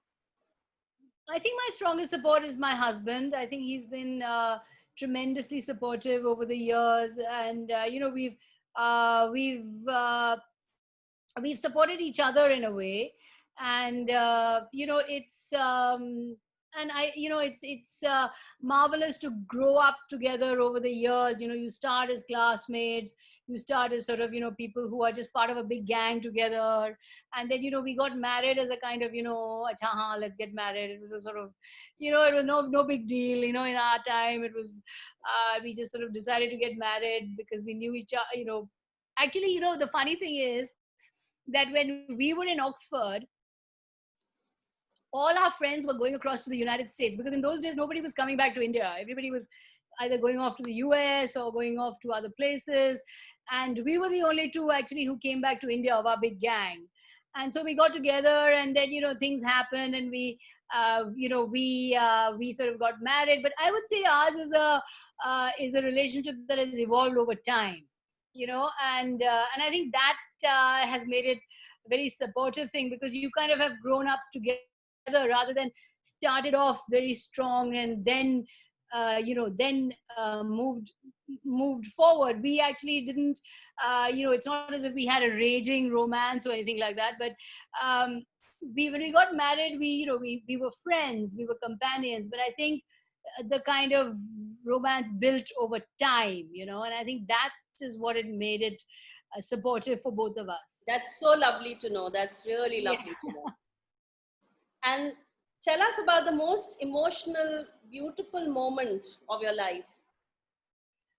I think the most emotional moment for me was when I think when my daddy was passing away, and you know, and I was small, and she was sitting up in bed, and she was, you know, looking at me and going, bye bye bye bye. She knew she was dying, and people were holding her up because she wanted to see me.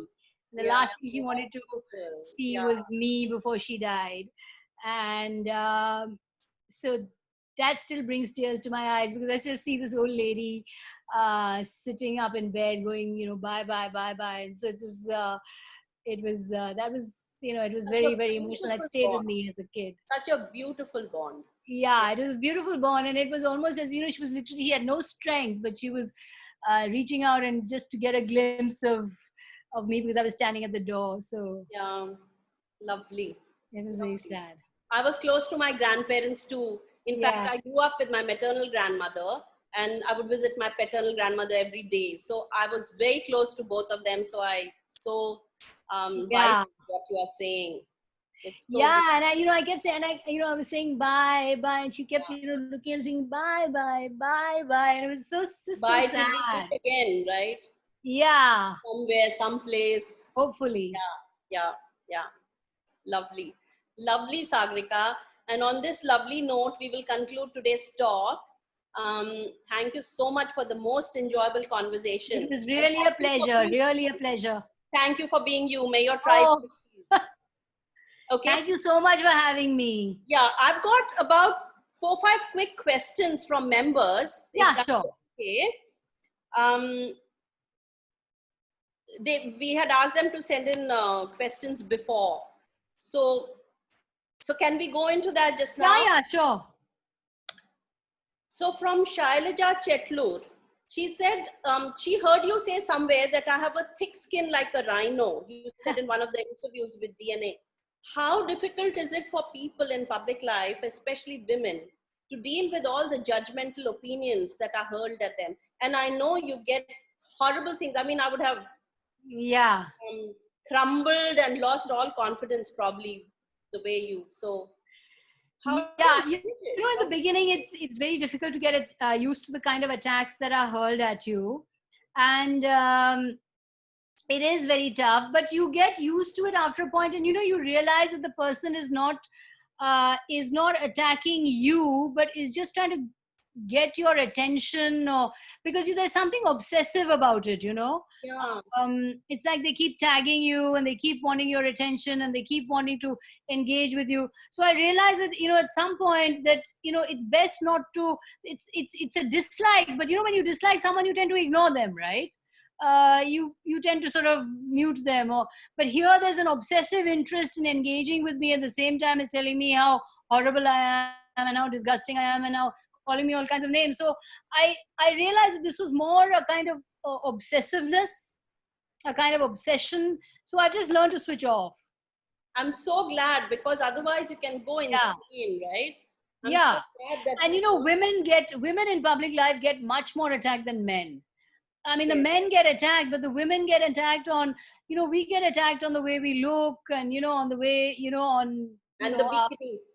The figures, anatomy, all of that. I mean, that's where I feel that, it's so below the belt. Because if you want to attack me on my work and attack me on what I'm saying or what I'm writing, but you can't, why should you feel free to attack me on, my looks or whatever it is, Yeah. Okay. So there's another question from Sarva Mangala. And she said that, what is your opinion about Rajiv Gandhi, Sanjay Gandhi, and Maneka Gandhi? Among these, who do you think is the best politician? The best politician? They were all in politics at different times, right? They were, I think that, I don't think, in many ways, I think Maneka Gandhi is a self-made politician. She's very much took on her, she's very self-made. She fought 2 elections and she's fought several elections in Pilibhit. She's made a name for herself. I think Rajiv Gandhi was, in many ways a visionary prime minister, but of course he was there because he was his mother's son. I would say that as a politician, as purely as someone who played politics very ruthlessly, I would say that Sanjay Gandhi was very much a very ruthless and a very politically aware politician. But of course, he was entirely there because of his mother, and his mother promoted him, and he was there because of family. But if you look at the generation of leaders he created, whether it was Ambika Soni or whether it was a Kamal Nath or whether it was a Anand Sharma in the Congress, he actually brought in quite a lot of talented second generation Congress leaders, Digvijay Singh, Madhavrao Scindia.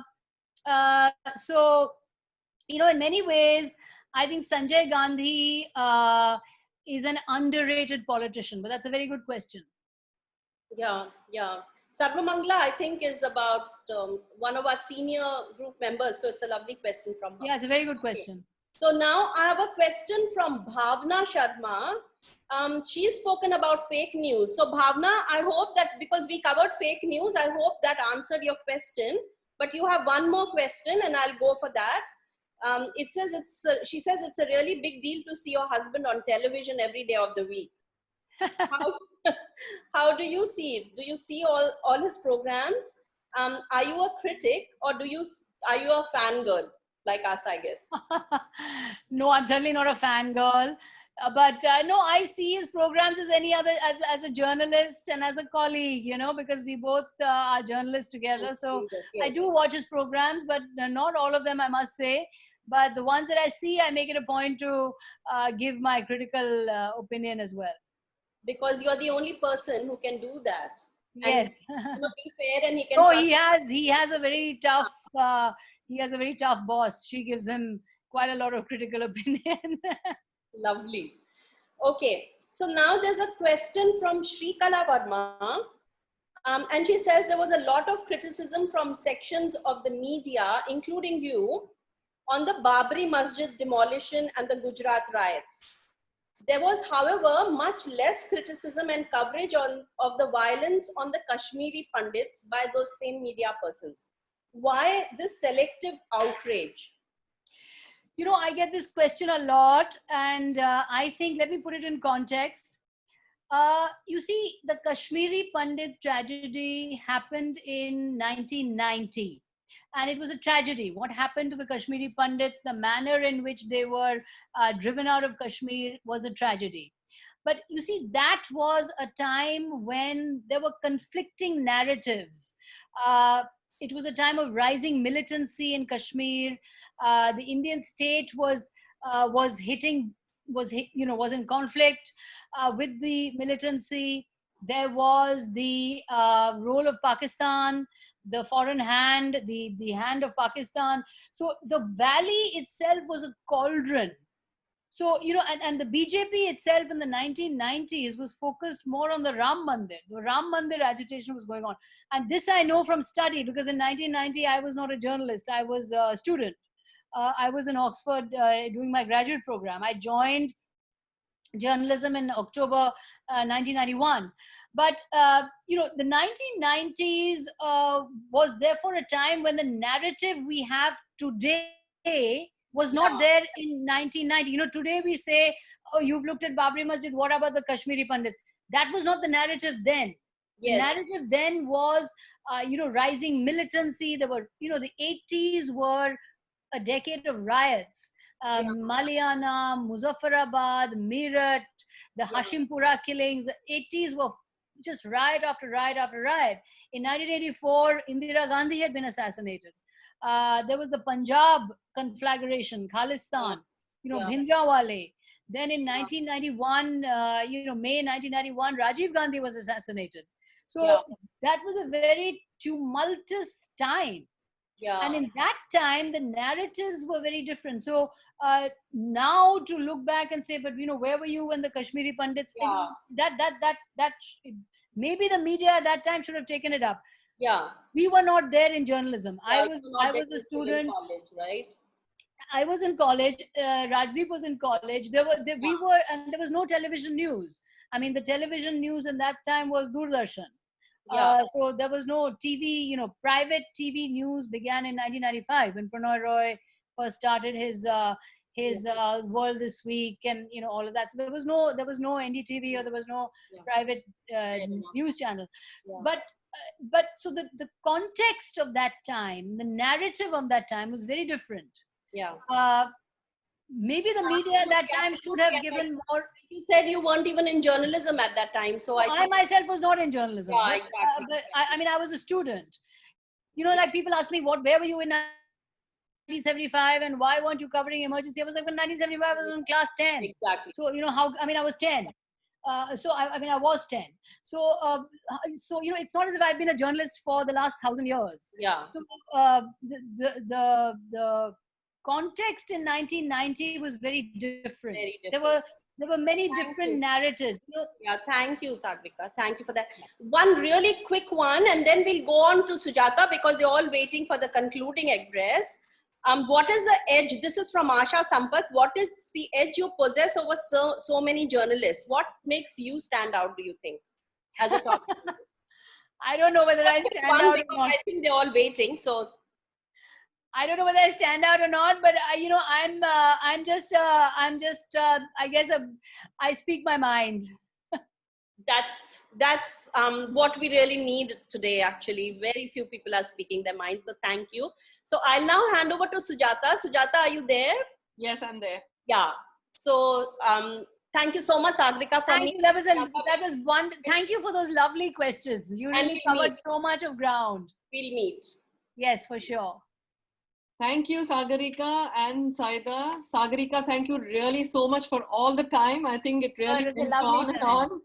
But I think you did answer for all the members who had questions. Thank you really.